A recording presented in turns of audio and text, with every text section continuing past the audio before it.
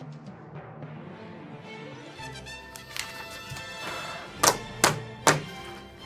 I'm Thomas HP Apple. And I'm Luke Cooz Brennan. Welcome to this week's edition of WDT. On this week's edition, we're going to wrap up round 3. We're going to go on a few rants, then we're going to come back and preview round 4 matchups in the Scala League.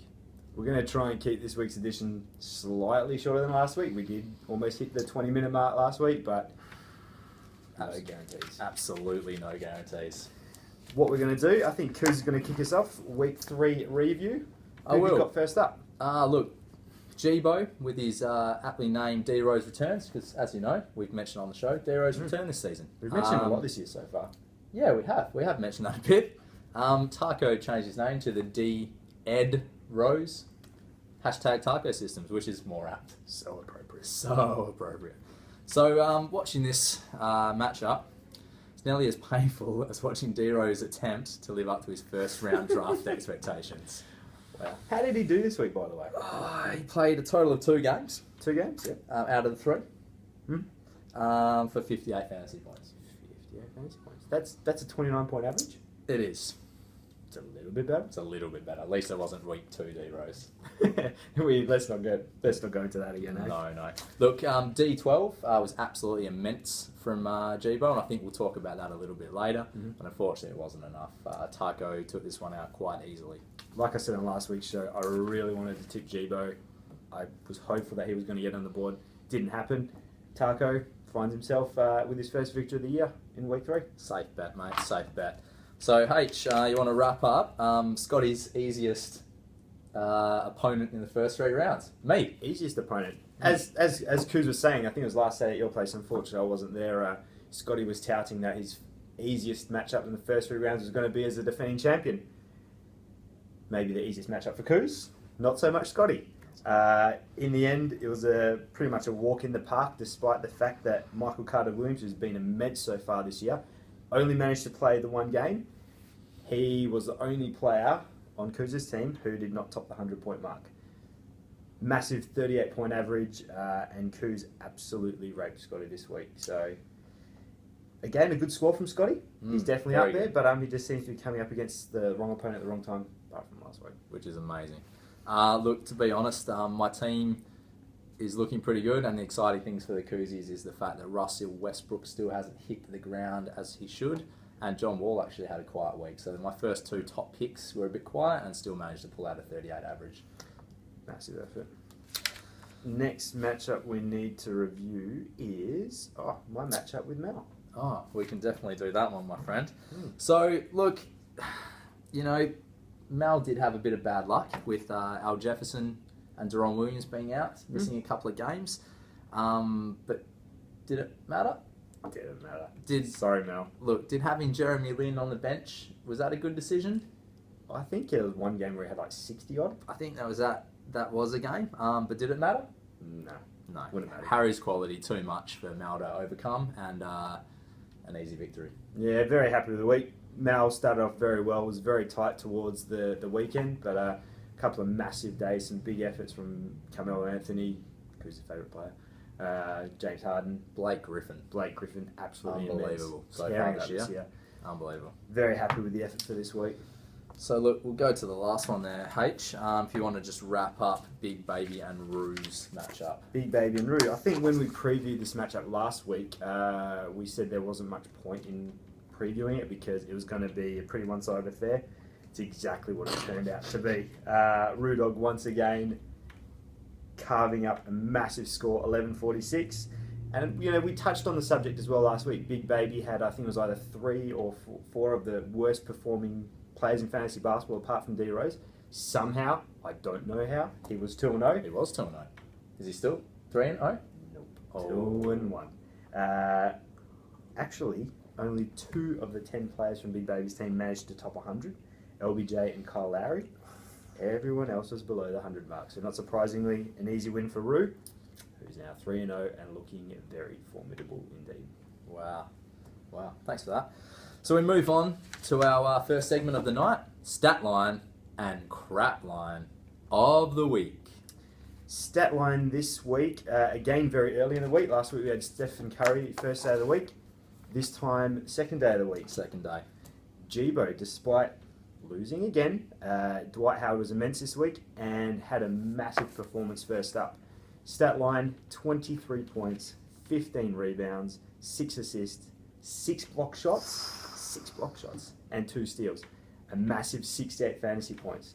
Unfortunately, not quite enough for Gbo to get up, but still very impressive line, and he pretty much continued like that all week. I think he had the second highest line of the week as well. I think he had a 64 for the second highest line, so it's freaking immense. So crap line of the week. Crap line. This brings me so much pleasure. I freaking hate this guy. Not only did he throw up the worst free throw of all time to lose to Boston, Dwayne Wade.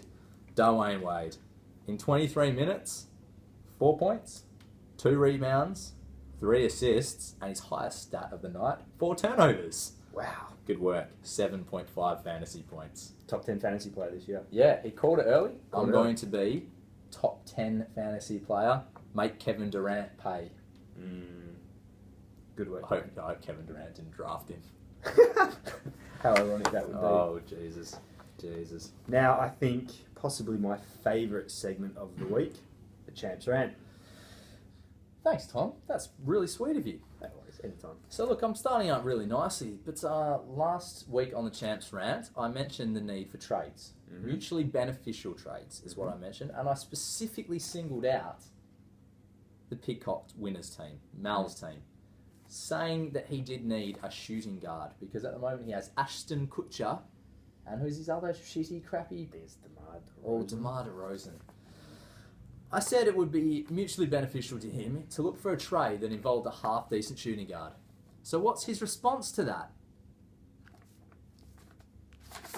Why would you drop Tim Duncan, Mal? Why the fuck would you drop Tim Duncan? I have no idea. Why not try to trade him for a half-decent shooting guard? Are you serious, Tim Duncan? Tim fucking Duncan. Has he won like a couple championships? He's won 4 championships. 4 championships. Maybe MVP? 2 MVPs. 2. Maybe MVP of the finals as well? 3 times. 3 times? 3 times. Was he an All-Star? 14-time All-Star. 14 times. We could go on and on. And I will. 9th highest averaging player from last year in our league. And what does he do? Drops him to the waivers. So look, all I can say is good pick up Taco. Mal, dude, are you trying to win back-to-back Pidcocks? Looks that way. I'm going to... Just take a break. Sorry. While the Cooz gets his stuff together, I'm going to cover up the free agent pickups for the week. As Cooz mentioned, Mal drops Tim Duncan. Picks up Markieff Morris. $7 very well spent. Markieff was on fire. Since Mal's picked him up, not so much. I can't talk about that anymore. Big Baby dropping Larry Sanders. Massive year last year, not doing so well at the moment. Decided to punch someone or something at a nightclub. He's out for a while. Big Baby picks up Nene, been in good form. Rue got one of the Jonas brothers, picked up Wilson Chandler. And Taco, as Cooz mentioned, picks up Tim Duncan for $4, dropping Zaza Pachulia. Fantastic pickup. Let's see what he does for Taco. You alright, bud? Yeah, you mentioned the Jonas Brothers and I got excited again. Yeah, how can you not? I remember that time we went to that concert. So good. Sorry, that's not neither here nor there. Alright, week 4. Cooz is going to kick us off with the previews. Interesting one first up. It is. Week 4 is actually the second round of matchup trophies. Yes, too. And in the first matchup of the week, we have the first versus the first worst trophy. Try saying that fast 3 times. I don't think I can. This man, the Wizards versus the Big Babies. I could sum this one up pretty easy. Blake Griffin has 5 games. That's it. Blake, fantastic form. That's it. It's going to be an easy Move one. on. Okay, next matchup, the Takuzi Cup between my man on the left, Cooz, versus Taco. Again, I think it's going to be a pretty easy matchup. The Couz's team was fantastic last week. Taco did pick up a big win, but Cooz is a good team. Game's advantage. Can't see anything but an easy win for the Couzes this week. Yeah, look, Taco is my bogey team. I'm pretty sure he beat me 3 times last year. And I think I only lost 4 games. True story. So he's my bogey team, but nah, not this week. No chance. Sorry, bud. Let's move on to the Beard vs Beast trophy, which is Scotty vs Mal, which is name change. It's Scotty doesn't even have a beard at the moment. Team Wolf is beardless. Beardless first beast? I don't know, whatever. Look, this is the easiest week so far to pick people. CP3 has 5 games, and even without that, Scotty's team, although he lost last week, had an average of 35 plus. So Mal, wow, dropped in Duncan. First mistake, second mistake. It's going to be getting smashed by Scotty in the bot. Oh, was that one of the things we weren't meant to say? Bot. I didn't know that was. Sorry, big baby. Last matchup of the week, possibly the best trophy name ever invented. Jibo vs Roo in the Who Fucked Who's Mum Cup. It's amazing. Let's preview this matchup. On paper, you'd think this would be a really easy one to tip. Jibo 0-3, Roo 3-0. You have a look at the players. Roo, fantastic team, absolutely on fire. There is a catch, however. What's that catch? DeAndre Jordan with 5 games for Jibo. A massive 5-game advantage for Jibo. 5 games. As good as Roo's team is, can he make that up? 39 games for Jibo, 34 for Roo. Easy one to pick. I'm going with Roo. Look, I'll let Harry go first and announce this one because if we can get the tipping thing coming up here, you're on 10 tips and I'm on 9 tips. So I was just going to go with the opposite of whoever you didn't pick. So I think Roo's mum is going to be fucked by Jibo. Dallas, you're in trouble. Jibo, you're coming. Help me out, buddy. I need to even this out. So that's all from us in the studio this week. I think it's been a good one. Hopefully that was shorter than 20 minutes. For people at home. Now watch. We might actually help you. Just watch, dude. Please. Okay, whatever. Thanks for watching, and HP and Cooz out. Thanks.